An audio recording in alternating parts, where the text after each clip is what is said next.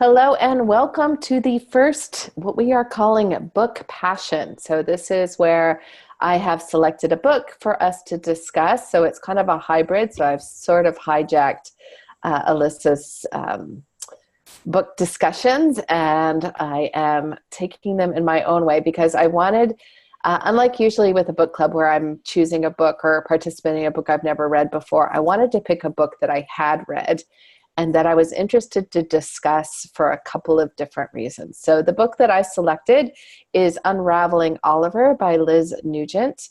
Now, I have never met Liz, but I am lucky enough to be friends with someone who is friends with Liz.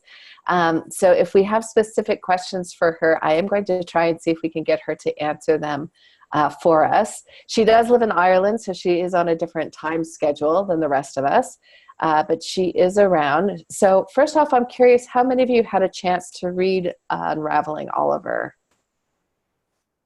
Show of hands. All right. So I thought this book was very interesting. So I came across it actually through my friend who is Robin Harding, who I actually interviewed on our YouTube channel. She's also a thriller writer. And Robin had an advanced copy of this book. And she read me the first line when we were at a lunch. And I was like, I need to read that book. Like that was all that I heard was the first line, and I was super intrigued with it. And so as soon as she was done with it, she lent it to me. So I actually had a chance to read it before it came out here in this side of the pond. It was already out in Ireland. It did win. It was her debut novel. She is someone who has written for TV and radio, but it was her first novel. It did win the award for the best crime novel in Ireland the year that it came out. It won some other awards. So what was interesting is I pulled a couple of things. So first I pulled the Kirkus review. And Kirkus is one of the primary review sites. So Kirkus and Publishers Weekly are two of the probably big ones that you will see pop up. If you write for kids, sort of picture book through YA, you will also quite often get reviewed by the school library journal. So those are the kind of the trifecta of three big review sites. Kirkus is known for being notoriously grumpy, and this was no different. They were not fond of this book at all. Yeah, basically, they would say things, some of the quotes from here is, through some of the scenes feel like digressions, the pieces generally all fit together. Unfortunately, the story's big revelation hinges on two characters meeting in a not quite plausible way, and a piece of information just happens to be blurred out. The whole book works as a page turner, but it's surprising that a screenwriter couldn't populate her book with more vivid characters. Thanks, Kirkus, for that kick in the nuts. Now, the opposite one is Publishers Weekly gave it a starred review. So a starred review is the highest that they can give something. And they basically says, Nugent presents a fresh look at a man hiding his violent personality in this intense character study. So first off, you can sort of see the dichotomy. So when we talked one time about reviews, you have Kirkus saying they didn't think that they were vivid characters at all. And you have on the opposite side, Publishers Weekly saying this was an intense character review. What I thought was interesting is that this book breaks so many of what I think of as rules. So I'm just going to talk about some of the ones that I thought about, and then I'm kind of curious to hear other people's thoughts. But first off, you sometimes hear you should have a likable main character. Anybody like Oliver? The wife beater? Lily. Oh, you're still muted, Millie. I'm not saying that I didn't like. I liked him, but I actually had one of these questions that I kind of had sympathy with him a little bit, but I don't know if she or the author wanted us to sympathy, or it's just me feeling sympathy with everyone. Yeah. Lily feels bad for the sociopath. I think you're not alone in that I think one of the things that this did so well, and you guys have known, and Marianne and I have had the discussion in office hours before, that I am quite fond of complicated and tricky characters. And Oliver is one, like, I thought it was a very interesting choice to open the book where she does, because it sets you against him instantly. Because the guy basically, I mean, he hits his wife. So like from the get-go, you're prone to dislike him. And then she goes back and builds this backstory about this kid who is so mistreated and so treated badly that you do find yourself feeling for him. Like, I felt like I understood kind of how he became who he was. And I just wondered, like, if she had opened the book in an opposite way, if she had opened with the backstory or him talking about it where you didn't necessarily know what he did. So she took a Gone Girl kind of thing. So in Gone Girl, you don't really know what Nick has done until you kind of like him a little bit.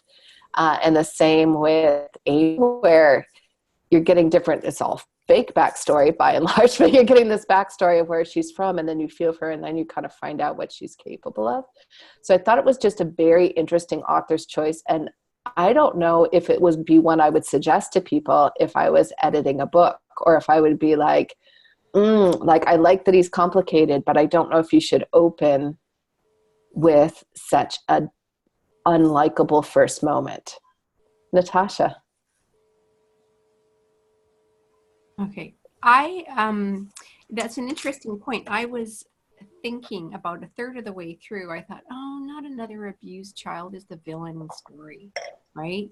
And then I thought, well, maybe I need to write something that's not, about it's the person who grew up in the Walt Disney family that is the evil one. But I thought at least until maybe from about 33% to about 80%, that I was hoping that maybe it was someone else who had done it, and he was somehow misled into believing that he had hit his wife somehow. And I was kind of hoping for that little bit of a twist. It kind of, in a way, like her being straightforward at the very opening line misled me. Because I thought, well, it can't possibly be him. I mean, and that's interesting because she's playing them to some degree with reader expectations, right? Yeah. Like, and I think one of the things that I saw in one review of this book, which I thought was a really great review, is somebody wrote, "This is not a whodunit, it's a whydunit." And I thought that was an interesting way of sort of putting that, because I did spend the book basically trying to figure out, why is this character behaving in this way? Why is this character choosing to do this? And am I going to find that at any point acceptable? Because also I think it's interesting, at the beginning, you're not really sure, like, has he hit her once, or is this an ongoing thing, or is she dead? Like, I think there's a little bit of a mystery there at the beginning around, because to me it was sort of surprising when he comes back into the house and she's still kind of there, and it was like, oh, she's not dead. Although, in the end, he almost does all of that. The second thing that I found that was interesting is that this book is almost all backstory, which, again, when I think of, when I'm giving people sage advice and talking about stuff, I would often be like, carefully, I love backstory. But, here I am, like, that's basically what it is. Like, it was the backstory, like, as Leslie said, sort of made him sympathetic and made him feel interesting, that. And it oddly works in that sense, where it's all this sort of backstory, because it opens with what he's done, and then it's building up to, like, how did he become that person who found himself in that? And for me, I think part of that, what worked for me, is I'm very interested in the stories that we tell ourselves and the narratives that we build up. I mean, that's my whole workshop on backstory, is all around this idea of, we all tend to tell ourselves kind of these stories about who we are. And it's clear that he has found a way to sort of compartmentalize these various parts of his life, and how he sort of brushes off. Like, there's a line where he's had all sorts of affairs. Like, he actually openly talks about it, but then it's sort of like, but why he's still this great husband? Like there's all this sort of back and forth where you sense that he's angry at his father, but he never really lets himself be fully angry at his father, but he lets himself be quite vile to his half brother. So there's all this kind of push and pull. And even when he's basically directly responsible for the murder that happened in France, I should say this, but the spoiler alert, if you haven't read the book, don't be listening to this discussion. Too late for that now. So after the murder in France is his, like he talks about how he feels guilty about it, but I don't really have the sense that it's weighing heavily on him, right? Like it's this thing where I almost feel like he thinks he should feel guilty. So he sort of gives lip service to that while still kind of moving on and basically plagiarizing. I felt like he felt more like upset at the life that didn't happen for him. Yes. Not necessarily their death, but it was more that he was mourning his future, the future he'd imagined that wasn't possible anymore. And if you ever watch any sort of true crime documentaries or some of the true crime podcasts, like one of the things that they'll talk about is in a lot of murder trials or whatever, you'll see the person, like how they internalize what happened. So I'm trying to remember the guy, I think it was it Jeffrey McDonald, he was a doctor and he killed his family back in the 70s. So he killed his pregnant wife and their two small kids. And then it was the like early 1970s. So he said hippies had broken into his house and basically he set it up like the Manson murders, that they were saying, kill all the pigs and all this other kind of stuff. And he initially got off and then he was on all these talk shows and he would always talk about how hard it was for him to have been accused for a while there and how, you know, like how hard it has been because now his medical practice, like he never, like when you watch these interviews with him, you realize like he never talks about like my wife and my kids are gone. Like they like it's all like how it impacted him and how it's so hard to be him with this horrible thing that happened to him. And, you know, like, oh, like I had to wake up and find my family there. And it was like, it's like, yeah, but they're dead, dude. Like it's this very interesting thing. And I think that sort of plays out in the book where you see that he's sort of saying things. And I think he sort of knows, which I think is a really well done of a character study of a sociopath, is you have the sense that he knows what he should feel and he's trying to sort of articulate it, but he doesn't necessarily fully get there. The next thing that I would say if someone had turned this book or was talking about this book, because I would say if they turned it into me, I would have loved it because I did. But if someone was talking about the book, I would have said, I wonder if you have too many points of view. So there are all these different points of view, some of which come up again, some of which don't come up or only come up once. And, you know, like, should you be sticking to certain points of view? So I'm curious for people if it worked for you to get these different points of view in the story or if it bothered you. And kind of related to that, how did you feel about the fact that the point of view of his wife was never included? I liked all the points of view. Yeah.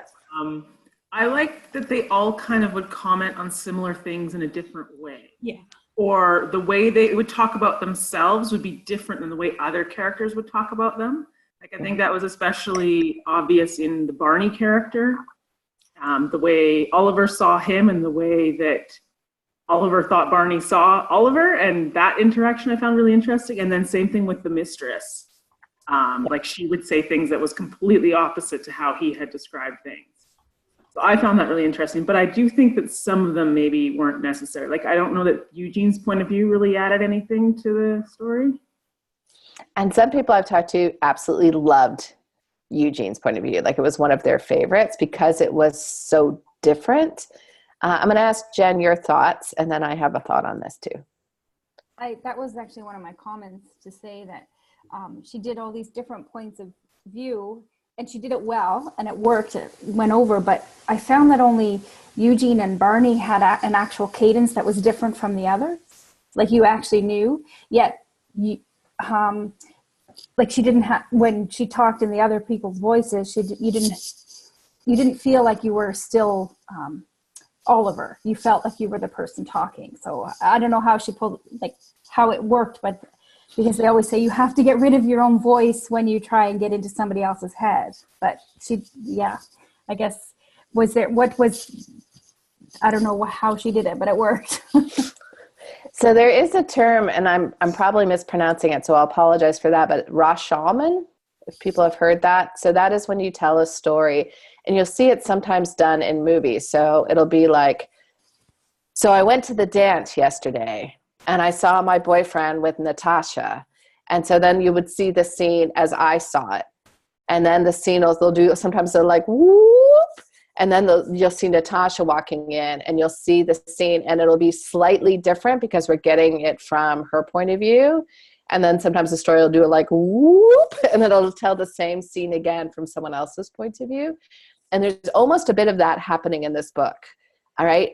Which is kind of what you were talking about, Alyssa, which is this idea, like you're getting the same story in some way, shape, or form, but it's slightly different. Like when you're hearing from, I can't remember the French woman, right? But when she's talking about the people there and everything that's happened, it's a different story than you're getting from when Oliver is telling that.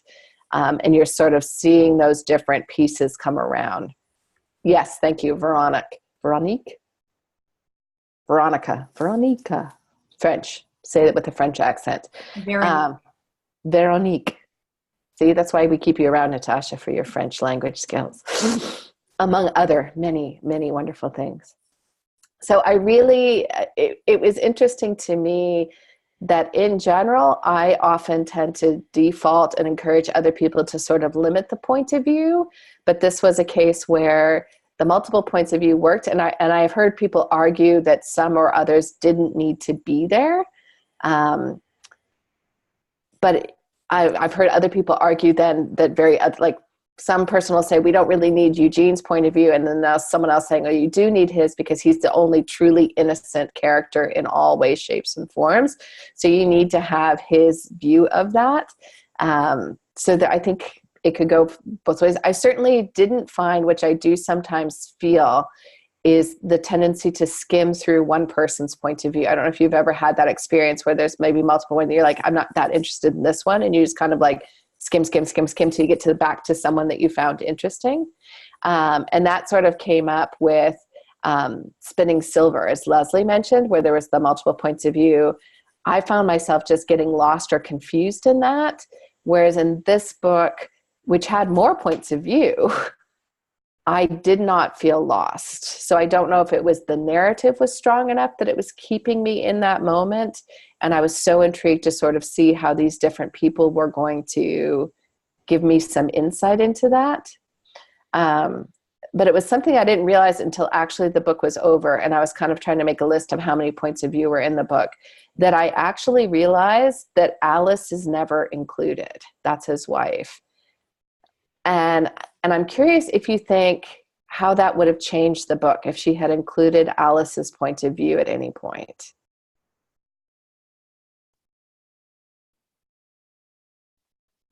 Might have been harder to hold on to the mystery if Alice's point of view. And then I think I don't know, it also maybe says something about a victim and the fact that the victim has no voice.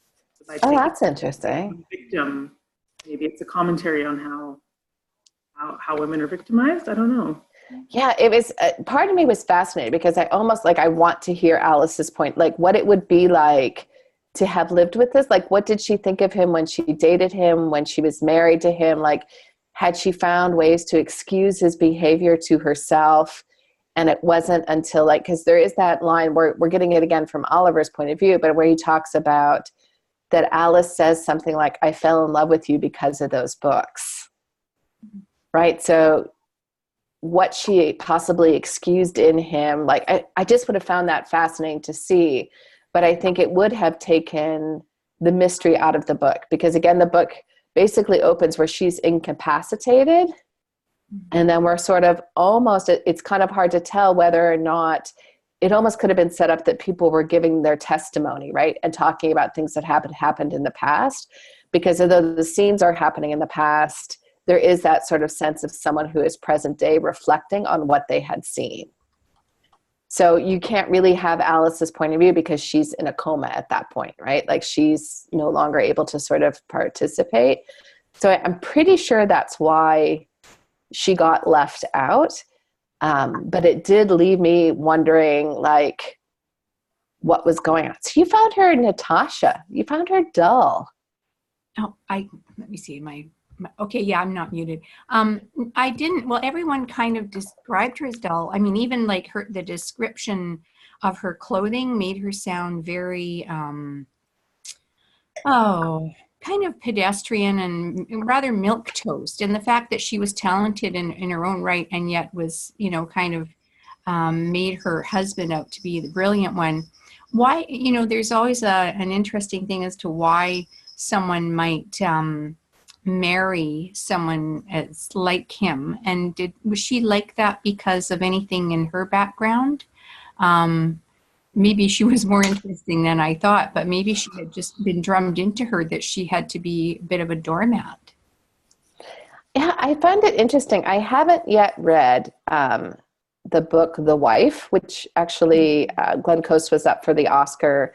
If people saw that, it's based on a book called The Wife by Meg Woltzer. Meg starts with a W, last name. And it's a book about a woman who is married to a guy who's basically on his way to win the Pulitzer. Like, he's a very big author and he's a total and complete narcissist. So her life has been about his career, and near as I can tell, she basically snaps. So I'm interesting to see that. Leslie talks about, like it was her relationship with Eugene that was the most interesting, and she was compliant, which Jen points out, which is true, which is perfect for a narcissist. I did wonder if because she had to care for her brother, there was something about having someone else who would make all the decisions for her, if that was appealing. Like if she was always having to sort of maybe adult much earlier than she was ready to do so with her brother and take care of him, if she wanted in some ways someone else to step in and sort of take that on. Oh, nice. I don't know if people see in the chat window, but Meg was interviewed on the podcast Beautiful Writers about that book, The Wife. So I'm going to wait to listen to the podcast till I read the book. I did download the book because I'm interested to read it. There's also a book, let me see if I can find it real quickly for you guys so that I don't have to just sort of say in general. Did anyone read The Dinner? It's a book by a German thriller writer where the whole book takes place over the course of a dinner. I've seen the movie. Oh, it's a movie? Yeah. Oh, I didn't even know that. It's a good movie. It's on Netflix too. Oh, I'm going to have to check that out. Hang on, I think it's this one. So the author's name is Herman Koch. Koch. Yes.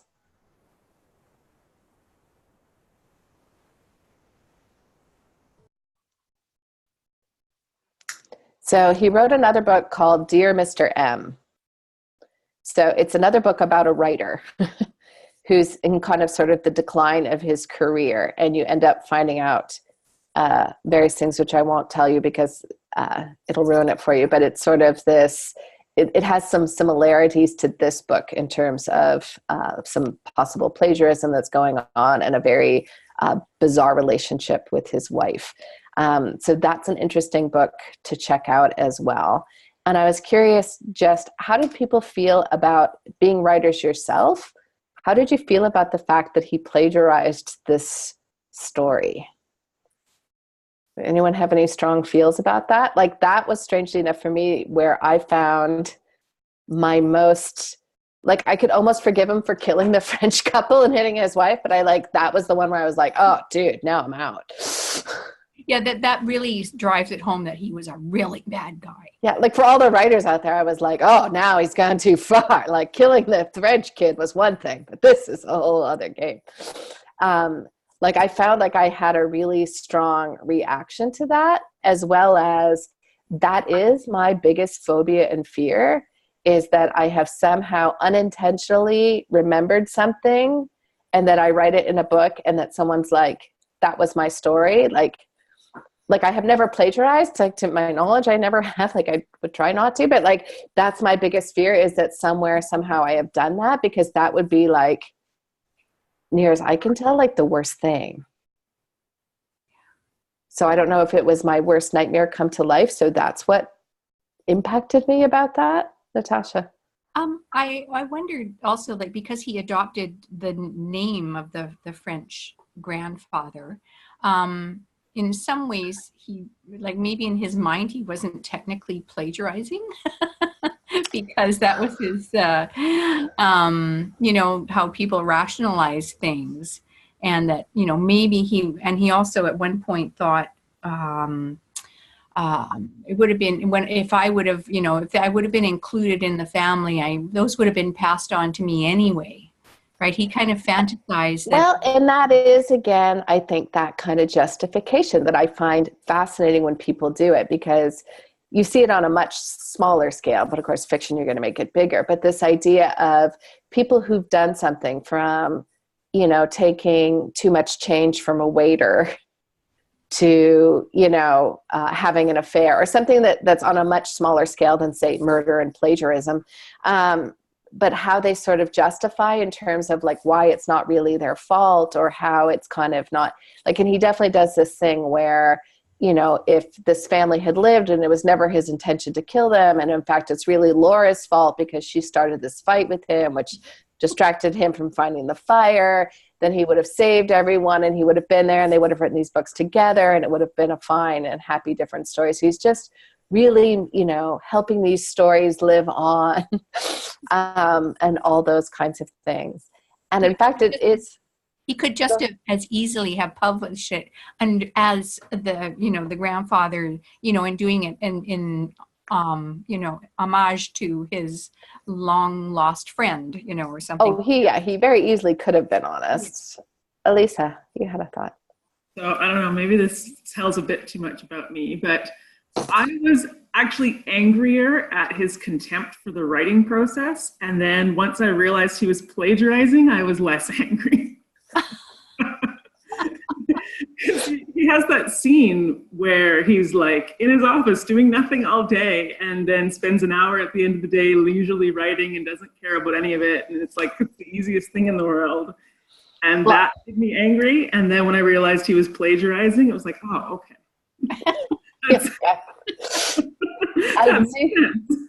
I do love the scene where he is then trying to write his own story, and he realizes how annoying he's been to other authors when he's talked about, like, the words just flow, blah, blah, blah. Like, and he's like, oh, actually they don't. Like, this is a lot of work.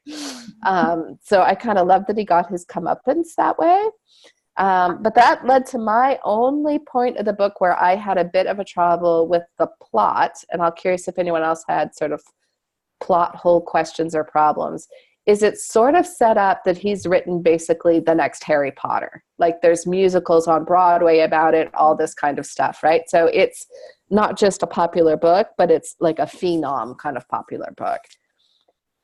And is it believable that the French woman had never heard of it? Well, Tasha's like, yeah. Go ahead.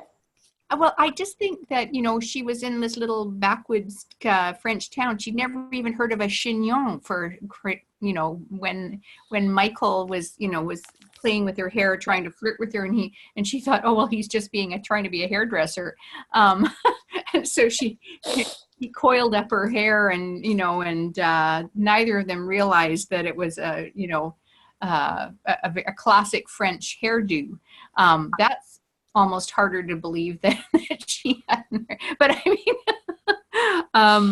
so like, this sounds like a little town that time forgot in some respects. And so is she. She was a very simple woman. Like, she wanted to be, the only rule she really had was not to have the workers eating in the house or living in the house with her. It was just for family. And she chose not to go to university. And like, so I kind of think it was covered a little, but I do agree with you. That crossed my mind. It didn't cross my mind when I was reading. Oh, okay. Strangely enough, like it was one of those things when because I read the book, and this often happens to me. If I'm reading a book that I love, I read it so quickly that there's huge chunks. So I went back to read it for this discussion because, one, it had been a while since I read it, and two, I was like, well, if I'm going to actually discuss it, I need to think more about why it worked for me or why it didn't on any particular point. So I went back and read it again, and that was the only part where I thought, and I mean, it's never said that it's Harry Potter-like, but that was just my, like, if it got to the point where there's musicals about it and there's all this stuff, like I was like, okay, this is a big thing. And she has a cooking school, right? So people are coming in and out of this cooking school that she has that no one would have mentioned something about it. But again, I certainly didn't catch it when I read the book. I only saw it in one other review when I was going back, where one other person mentioned that they found that, hard to believe. So it certainly wasn't something that was popping out for a lot of other people. Was there anything else that threw anybody out of the story at any point? Jen? So it didn't really throw me out of the story, but after I percolated and digested the story, I was thinking about it because I found the warm ending, like that he was capable of enjoying making his biological daughter happy. Given that he was a psychopath, I can't see how he would have enjoyed that. I think that the way it was painted, I did enjoy the fact that I could walk away with it not feeling like a psychopath, walk away from the novel not being in the mind of a psychopath. But then afterwards, I'm like, but he wouldn't do that. He's not capable of doing that. So I thought maybe if it was painted that he had actually felt like he was falling on the sword, the way he had envisioned saving the French man and his grandson from the fire, like if that was painted in that sense, and that he fell on the sword to give his biological daughter the understanding that she wasn't related to him. If it was painted in that way, then maybe afterwards I wouldn't be like, but that wouldn't happen. So if he was doing it for himself, really, like, yes, because it made him feel like a noble creature to have done this noble thing, versus because he actually was trying to save her. Natasha, you had a thought? Well, that's exactly, I mean, I in some ways, that's how I came across, because really, I have gaps in my family tree, and people have like blatantly denied me information. And there's nothing, crueler than not letting somebody know. Like, you can deal with the reality if you know what it is. But the fact is, like it's kind of like when someone's loved one gets lost in an avalanche or whatever, right? It's better to know that they've actually been found dead than wonder for decades if they'll ever show up somehow. And so in some ways that I found that a little bit true to his character, that he could have, been gentle. He was saying he was kind, but I think it was part of his inherent nastiness. Yeah. I'm sorry, I'm reading Lily's comment for people. I thought him to be so bad and obvious, but no one knows about his action was too strange. For example, if beating his wife was one thing, I think it would make him more complex and more believable. Okay. I can see that. Elisa, did you have a comment too? Oh, wait, you're quiet. Can you hear me? Now I can. Okay. Yeah, I agree that I didn't really believe that he would do it for her benefit at the end. Mm-hmm. Lie for her benefit. I believed he would lie to anyone if it benefited him, but I didn't, it felt like having a daughter would actually benefit him because he's lost everything. Like, he had something that would be a benefit to him, and I didn't believe that he would put someone else's needs above his, because throughout the entire book, he did not put anyone's needs above his ever. So here's an interesting question, because it kind of builds on that. Would he want anyone to know that he had a daughter who was Black? Like, does he deny her parentage because of that? Because one of the things that I wrote down to talk about is, how do people feel about the fact that he is so unbelievably not politically correct? So how he talks about lesbians, gay, trans, like how he talks about, people of a different, like the book, he's a very offensive character in that way, in a way that I don't think we often see in fiction. In fiction coming out of the States or Canada, where there's now like I think there's sometimes this concern about wanting to write a character that's too much that way, because people feel that they're going to confuse the writer with being that way.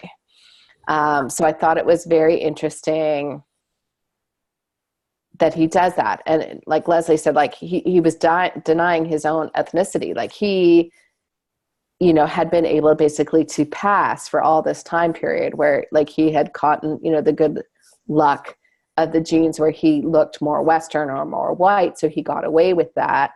And, you know, it's that kind of, I think, complicated thing where certainly like his dad was so ashamed of it that's why his dad, because like his stepmom talked about, she would have adopted him and taken him in. But for some reason, the dad always hated him, right? Well, it's because the dad, in theory, knew Laura couldn't come back to Ireland with this child that was obviously Black, because it would have been too much for that sort of society. So yeah, I didn't know if some of his rejection of his daughter was then he has to acknowledge that part of himself, and whether he would want people to know that about himself. I thought that was an interesting thing. So I'm curious how people feel about the fact that he was so unpolitically correct. Like, how would you feel as a writer writing him as a character? Like, he's not portrayed as a nice guy, but he is, you could argue at times, sympathetic. Like, is it okay that he says these things, or is it not okay? I think he's clearly set up as a villain. So Yeah. I think it's easier when someone's set up as a villain to give them negative traits. Whereas if he was set up as a hero and he's racist, that I think is a bit harder to do. Would you write a character like him? I don't think I would be capable of writing someone this complex. I'm not going to let you get away with that. Like, you may not choose to write someone that way, but you would be capable. I don't think I can write something with this much, a book where such little happens. Yeah, actually, I think that is an interesting, like this, I think I haven't actually done it with all these certain index cards, but like what actually happens in the book, there's not a lot of big action scenes, certainly. There is a lot of tension in the book. Yes. And a lot of what I would consider suspense, where you feel like something's going to happen, but you're not entirely sure what it's going to be. So you're constantly kind of trying to understand what's happening. Now, it was certainly sold as genre fiction. It was sold as, you know, a psychological thriller. That was sort of its push forward. I think you could make some arguments that it was literary. Lily? I actually was in Vancouver's Writers Festival when they interviewed her. Yeah, and so when they asked her, actually, she believes herself that it's more literary. It's a literary. She admits that it's a mystery, but she says it's a literary thriller more. That's what I heard from herself. Was there anything else that she said that really stuck with you? I'm curious. Yeah, so they asked her also that, did you write the plot from the beginning and then you went back? But she doesn't like that. She says, I write as it goes. And she said that actually, I wrote the first sentence once, the first like opening of the book. And then I wrote a short story, just a short story based on a woman beater, like a guy who's beating his wife. And then she started submitting this short story. She got a lot of rejections. Yes. But then she didn't stop. She expanded that's what I remember. She expanded the whole book and made it as a mystery. These are the things that was very interesting for me. Yeah. So she didn't. I thought she would have written the plot first, but she said she doesn't like that. She wants to go with the flow of the characters, and characters tell her what to do next. Yeah. Those voices in your head, man, you got to watch out for that. There's medication for that. I have a question for you. Yeah. Do you think that this whole book is we can say it's a character driven or plot driven? What can you say about it? I would say, and I'll be curious to hear if other people we can throw down and have a fight over it. I would describe it as character driven. Okay. In that the biggest question for me is, why would this guy be hitting his wife? So I wanted to understand him more than I was interested in what he did. Like that was intriguing to me, and this way it sort of unspooled with sort of his affair with Laura and his affair with Maya and like all these different people. But my biggest thing was wanting to understand Oliver, which is why I actually think that was a really great title, Unraveling Oliver, because for me it was this thing of wanting to sort of strip away the layers from this person who was a very public persona, who I could imagine, meeting on a writer's conference circuit at some point and being like, he's such an arrogant ass. But, you would be like, oh, but he's got this great talent, and like the desire to see him fall, like, and also then the interaction for myself around what I find is one of the compelling questions for me as a writer, which is, why do people do what they do? And is there anything that's inexcusable? So Robin Harding, who wrote Her Pretty Face, if people have read that one, it's very loosely based on a conversation that we had at lunch. I'm proud to say I was there for the genesis of that book. And we were talking about Karla Homolka, who, as people know, she was a Canadian serial killer, basically involved with her husband. And she got off by giving information on her husband. And so she served a much shorter sentence, and in fact is out, has remarried, has children, and was volunteering at her children's school. And this is a woman who murdered young women. So we were sort of having the conversation around, is there anything that is unforgivable? Like, is there anything which you cannot forgive someone for? So the premise of Her Pretty Face is this woman becomes friends with a woman at her children's school, and then it all comes out that this woman has a much bigger history around that. So like, is that okay? Like, do you ever forgive that or not forgive that? Or how do you deal with that? And for me, there was a lot of that in this book around, where's the line where you say, like, I get where he's coming from, or I understand how he got this far. And then obviously things got a little bit out of control. Elisa. In my opinion, the most beautiful thing about fiction is that there is no character who you can write off. Like, because as soon as you start understanding the motivations and the consequences and the emotions, then you start to empathize with them. I don't think there's such thing as an unredeemable character in fiction, because you can learn all those things.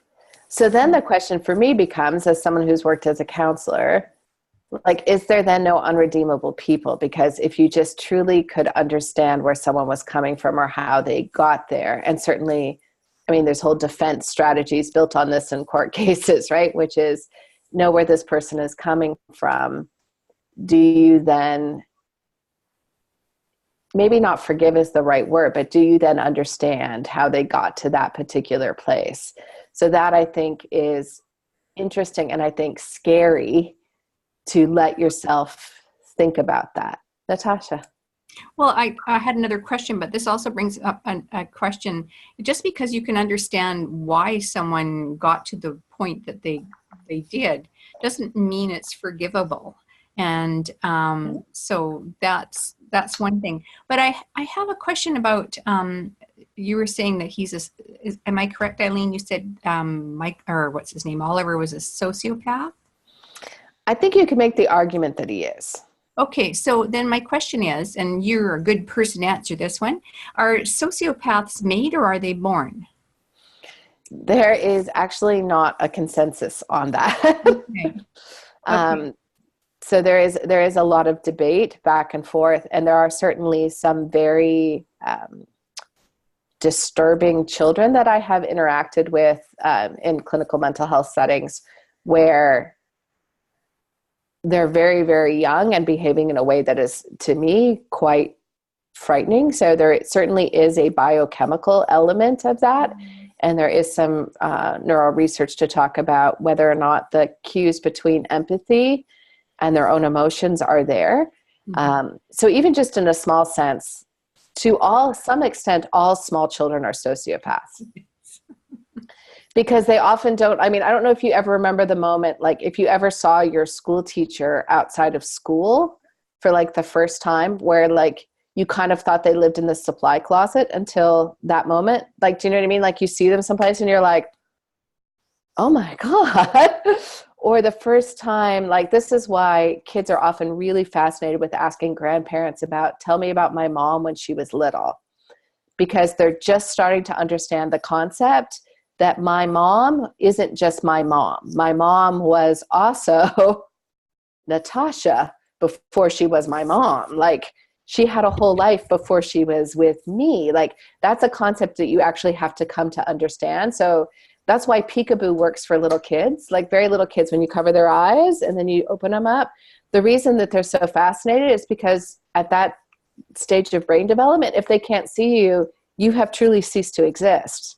That's why when you uncover them, they're like, oh, like do it again. Like, cause it's like you basically just Houdini'd this shit right out of there and then popped right back. Right. So for them, they are just completely, as Leslie's pointing out, they're narcissists, right? They're just, the world is all about them. There's what I want. There's what I need. So to some degree, all small children are that way. And part of what you're like trying to humanize them with is the idea that they need to care about other people. So there is some thoughts that some people that just doesn't click on, and whether that's partly biochemically, and then certainly there is a lot of thought that kids who go through a lot of that really early trauma with abuse or neglect basically just learn to shut down that empathy gene, and they just don't have it as they get into adults. I mean, I think you can argue whether or not Oliver is a sociopath or whether he's just a narcissist. He's definitely, I think, falls under the narcissist category for sure. I would definitely include him in that category. Whether or not he's a sociopath, I don't 100% know. I think that he is. I think I would make the argument that he is. So then my question, you can insert narcissist into sociopath. Like, yeah. Are narcissists born or are they made? Is it the same answer? It's pretty much the same answer. Narcissist is a personality disorder, so we tend to lean more towards nurture, that is, that they're made more, but we still think like I'm some sort of like neuroscientist, the neuroscientists, when we're out talking about these things, there seems to be an element where we do wonder about brain chemistry, and that certainly has become, as more and more science has developed, and we're looking at things like anxiety and depression and other various things, where we're noticing that there definitely is an element of nurture that goes into that, but there also does seem to be some type of neurochemical element to that. And so whether or not you'll notice, like they've done a study, like, and who thought this was okay, but where they were startling babies. So they would put, Jen's horrified. Oh, there's nothing quite so fun as a bunch of psychologists who are like, let's try and scare the shit out of babies. But they were basically putting children in car seats, and then they would make a really loud noise. And they were looking for kids who had a really highly tuned startle reflex. And one of the reasons is they were doing this back in like the 70s when startling babies seemed like a good idea. But they were tracking them as they were growing up. And kids who had a really high startle reflex as a kid were significantly more likely to be highly anxious as adults.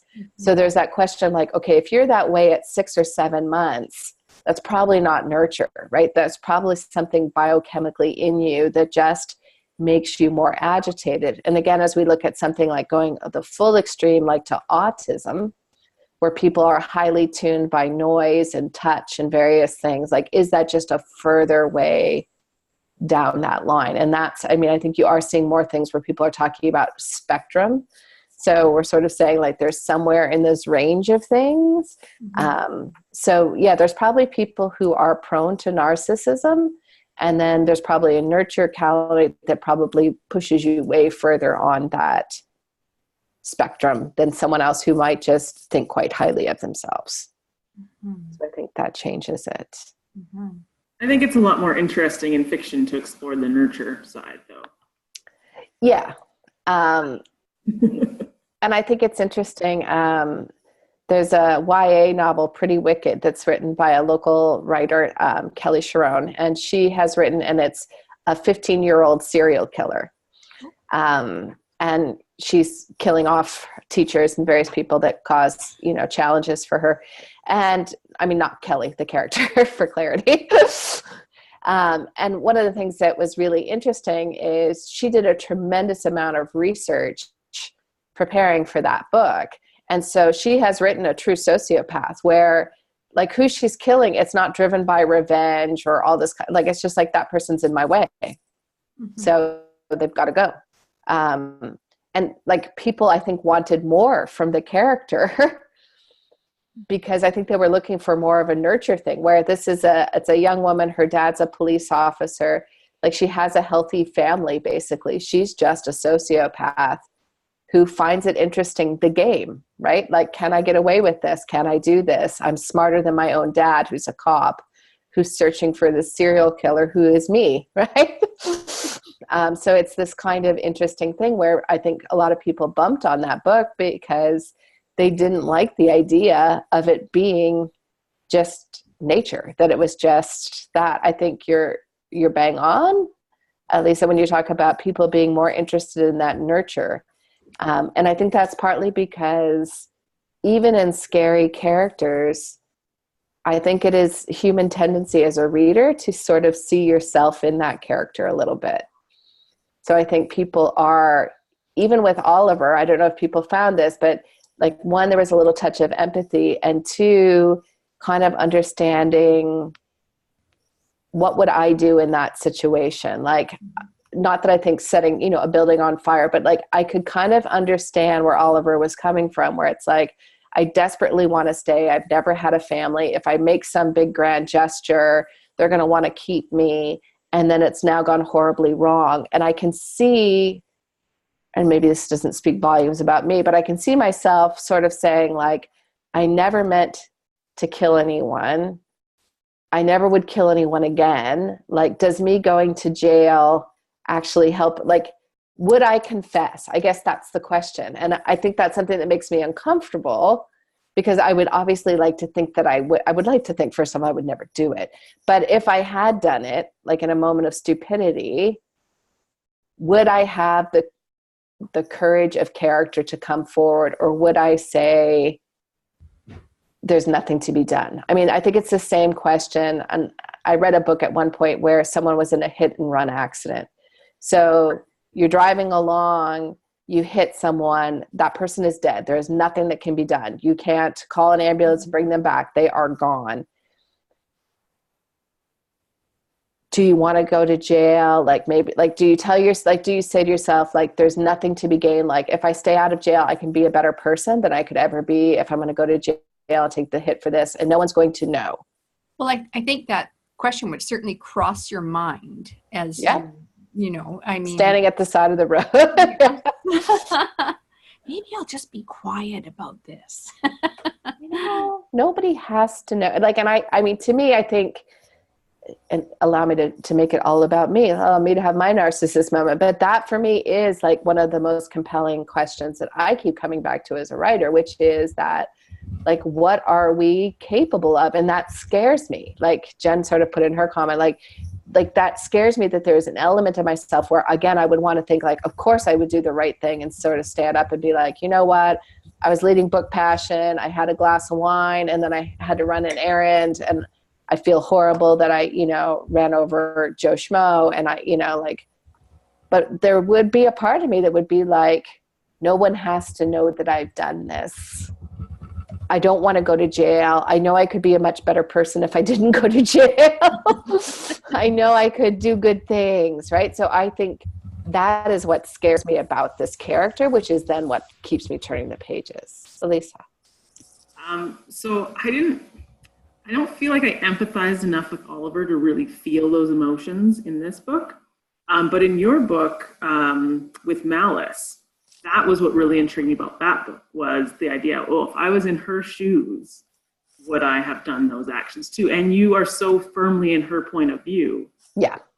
That you understand why she does what she does. Well, and I really did want to set up where that character doesn't know what she's done. So along with the reader, she's trying to determine and answer that decision for herself. Like, what am I actually capable of doing? Mm-hmm. So there's no doubt part of what worked for me about this book is she's addressing a central question that I find fascinating. But I am so interested in her ability to sort of write dark characters in an interesting way. Her next book, Lying in Wait, is also really quite interesting if people have a chance. I don't know if anyone else has read that one. Jen's smiling like maybe she has picked it up. No, it's a woman who basically her husband is having an affair and she discovers it. So she basically tells her husband he's going to have to, but basically the woman's blackmailing him about the affair, and it's no spoiler, like she doesn't survive. And sort of the play that happens. And again, it's another book about if you do something dark, like, can you come back from that? And so I think this is something that Liz Nugent does really particularly well, is writing these characters who are very dark, who make some really dark choices. And as a reader, you find yourself sort of compelled with, can I excuse them or can I not excuse them? You know, I think we are hardwired, kind of like Lily's talking about, you know, to sort of want justice in this world. Like, I think there is that element, you know, and I've had the conversation with other people, like part of the reason I like the idea of heaven and hell, apart from the fact that I went to Catholic school for 12 years, is I like the idea, like at some point there's some comeuppance for everybody. Like, you may not get justice in this world, but like sometime there's going to be something like that people are going to play with that. So I think it's very interested, and I think Lily's right that it, you know, in classic books, you always had the right come out, like, and that was part of what writing books was about, was sort of setting society correctly, like that this is the way that things are done. But I think, you know, sort of starting, there's been this sort of switch and kind of groundswell around looking at that in a much more complex kind of way. Boring Girls by Sarah Talley. Oh, I will definitely be interested in that. I'm going to write that down right now because otherwise I will forget. So the reason I brought this book, like just because I am looking at time and realizing, and I've eaten up a lot of people's Monday evening, is to kind of challenge you. Like, if you enjoyed the book, consider rereading it again and looking at how she sort of set it up, because I think she made a lot of really interesting choices, as do my dogs.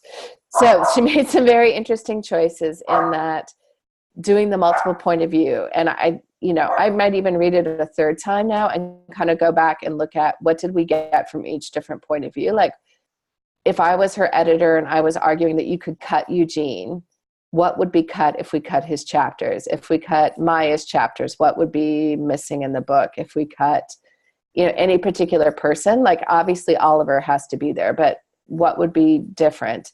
And we talked a little bit about like what I think the biggest reason is, as much as I was interested in the wife and kind of what drove her, I think adding her point of view would have sucked the life out of the story. Like, I just want an addendum to the book so I can hear more about it. But I think the truth of the matter is, like, we didn't need it. So I'm interested to go back to do that. The decision to write this book basically is all backstory. I found very interesting, and I think it was Lily who pointed it out earlier. Like, there's actually very little dialogue that happens in the book. And again, normally that would be something that would throw me off, but I felt like it just really worked for this book. So I'm intrigued to read it even one more time and sort of go back and think about how this book would have been written differently if she wrote it linearly, like if she wrote it starting in France with this decision, like how that book would have played out versus how it's set up this way. And I think if she told it that way, it would have felt like nothing happened. Like, oddly enough, I think she needed to open with the end and then go back, because that's what drove me through the book, is why did this guy do this thing? Versus if it was just him going along. Yeah. I wanted to solve the puzzle of this guy. That's exactly it. Thank you, Jen, for articulating what clearly I could not.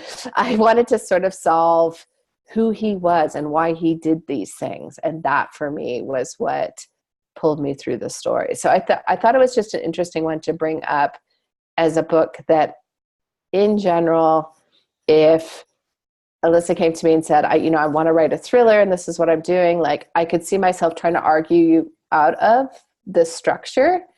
But when I read it, it worked so very well. So I just think it's also a really good reminder for everybody that we often set up like, oh, there's these rules or these things that you have to do.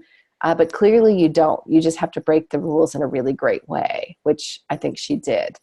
And certainly you can argue that Kirkus didn't think that she did, but Publishers Weekly did. And certainly the book was commercially very successful. The last thing which I do find interesting that I will throw out there, it was much more successful in Europe and the UK than it was in Canada and the US. I mean, it was still successful. It still did well, but it didn't do as well. Like, it was a #1 bestseller in the UK and then in several European countries.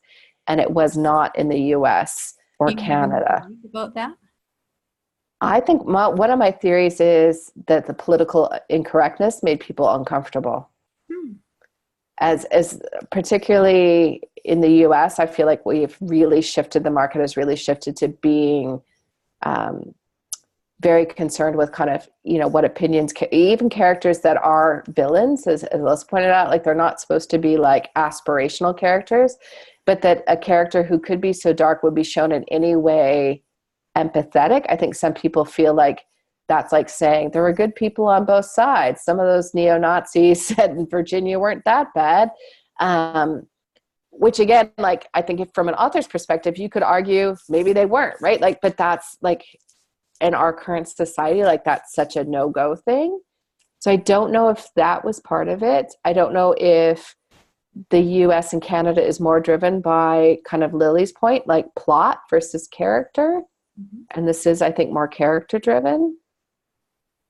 I don't know if anyone else has any theories on that. That's my best guess. Maybe it being a bit more literary, but it's not like a quiet literary. Yeah. It kind of slips between the cracks of the genres. Yeah. Because I think in the UK, there's a bit more of a pride in reading literary. Yeah. Than in Canada and the US. And I think that a lot of people that read literary, like, they would be turned off by something that would also be classified as a thriller. I don't know. I think particularly in Canada, like, I find, and this might be kind of interesting, because I would say, at least in the UK, and I don't know a lot of the European markets very well, but I think of, in the UK, them very much embracing genre and literary.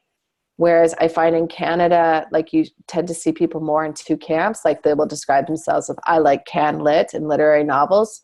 And by which I mean Newfoundland fishermen boys who were abused by the church kind of novels, or genre novels. And the two are just starting to mix. And in fact, on Saturday, I was at a library event and we had someone from Raincoast there who was talking about, he thinks there's now an increased blending happening. Like, you're starting to see more books like a Station 11. Like, this book would probably fall into that category where there's somewhat literary, somewhat genre, and it's a little bit how it's spun and how it's marketed more than what's in the book. And I think, that maybe the UK audience is a bit more comfortable with that than maybe the North American audience is quite yet.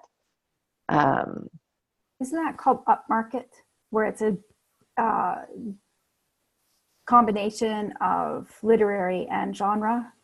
Or am I way out? No, you'll hear that term used, upmarket fiction. Okay. So you'll hear that. And like, some people would also say the fact that the book wasn't set in the US was part of what drove it down. Because I also agree with Lily. Like, I liked the Irish history and getting a sense of sort of that Irish society and how that was interacting with the book. But whether or not, again, for some people, maybe not as interested in that, I don't know. Natasha. I had thought about the, there was like the Holocaust, there was the war, there was like the African slaves, there were, the Irish potato famine, all this sort of stuff. I hate to say it, but maybe that's just too complicated for the North American market. There was a lot going on in this book. Like, and again, I think she didn't take any easy answers with it. Mm-hmm. And I liked that, but I can see where that might be off-putting for people. Like, I think people would kind of want some of that stuff, like, to be, okay, well, then make him clearly the villain. Like, there should be no confusion that he's a horrible person because the stuff he says is horrible, which it is. Like, he says a few things where it's like, oh, and I even wondered, like, would I feel comfortable as a white author writing that character? And I don't know if I would in today's market, or if I would feel apprehensive. Lily? Actually, now that I think about it more, I feel like the branding it maybe because they're branding it to sell it to readers, so mystery readers and all that. And maybe when they start looking at it or reading it, or they talk about it, they come up with this, that it's an island, and then it goes to France, and then there's backstory. It's not, they're not the audience for this type of book. Yeah, if you're looking for a traditional mystery, this is not it. Yeah. Like, so you're going to be disappointed, right? Like, you're going to feel thrown out of it for that reason. Maybe if they brand it for some other types of maybe mystery literary crime fiction, something like that, that would attract more. Well, I also wondered about the North American cover is the schoolboy with the tie kind of askew, and whether or not that made it look like it was something different than it was. Like, that was another thing where I wondered if potentially the cover didn't do the book any favors. Maybe it looked middle grade or something. Or like there was a book, which now I can't think of, but it has a schoolboy in like the uniform with a Kleenex stuffed up his nose. That was a YA book about a boarding school, kind of like whether or not, like it looked like it was going to be maybe more YA than what it is. Because there's very little of it that takes place when he's in school. Like, that's just a very short part of the book. Mm-hmm. All right. Well, I'm going to call it because we are over time. So I appreciate everyone staying. Would this be something people would be interested in doing again? Yay. Okay, so I will definitely think about that, and I could definitely ask Robin for another book passion, because I know I can get her to come for sure, and I will see if I can talk to Liz and have her ask a couple of our questions that we had tonight. So we'll see if we can get that. So until then, I will see everyone around. Thanks for coming, all those